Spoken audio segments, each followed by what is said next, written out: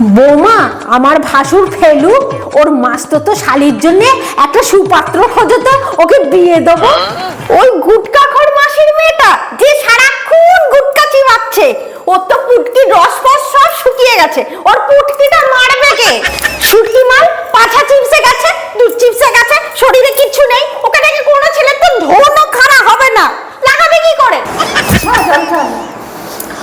বৌমা, তোমার হাতে জল খেতে আমার ঘেন্না করে। প্রথমে বিয়ে করেছিলে, একটা বাচ্চা হয়েছিল, শ্বশুর বাড়িতে তো অন্য ছেলের সাথে লটর পটর করছিলে, যার জন্য তোমার বর্তমানে ঘাড় ঝাঁচকা দিয়ে বার করে দিয়েছে। আবার আমার ছেলেকে দুধ পোট দেখিয়ে ফাঁসিয়ে বিয়ে করেছো।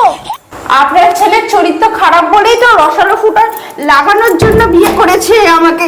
আমার মতো কলা চুষতে কেউ পারেনি। এপাড়ার মেয়ে, বৌদি, কাকিমা, মাসিমা সবাইকে আপনার ছেলে ঢুকিয়েছে, সব কটাকে পান্তা ভাত লেগেছে। আমার মতো বিরিয়ানি কাউকে পাইনি, তাই আজও চেটে যাচ্ছে, খেয়ে যাচ্ছে। সেটাই তো আমার ভাগ্য, তোমার মতন 8 নম্বর স্ট্যাম্প মারা মালকে পেয়েছি।